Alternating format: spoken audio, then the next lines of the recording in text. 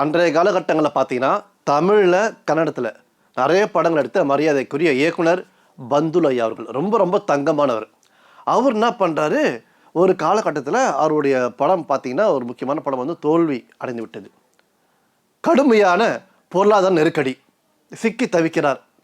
அந்த நேரத்தில் அவங்க ஃப்ரெண்ட்ஸ் என்ன பண்ணுறாங்க, இங்கே பாருங்கள், புரட்சி தலைவர் எம்ஜிஆரை வச்சு படம் எடுங்க, அப்பொழுதுதான் நீங்கள் மீண்டும் கரை சேர முடியும் என்று கூற அவருக்கு கொஞ்சம் தயக்கம்.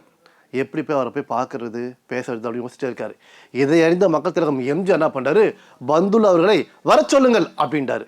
மரியாதைக்குரிய இயக்குனர் பந்துலு ஐயா அவர்கள் என்ன பண்ணுறாரு, வெளியில் சில ஆயிரங்களை கடன் வாங்கி கொண்டு தலைவர் பார்க்க போகிறாரு.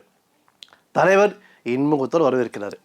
அப்பொழுது அவர் கேட்குறாரு தலைவரை பார்த்து, அதாவது நான் ஒரு படம் எடுக்க போகிறவங்கள வச்சு. அப்படியா, சந்தோஷம். சரி, அந்த படத்தில் நீங்கள் தான் ஹீரோ, உங்களுக்கு எவ்வளோ வேண்டும் சொல்லுங்கள், எத்தனை ஆயிரம் வேண்டும் சொல்லுங்கள். தலைவர் என்ன பண்ணுறாரு, ₹1 கொடுங்க போதும் அப்படின்றாரு.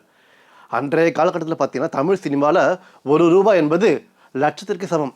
இவர் பதறி போகிறாரு, ஐயோ ₹1,00,000 அப்படின்றாரு.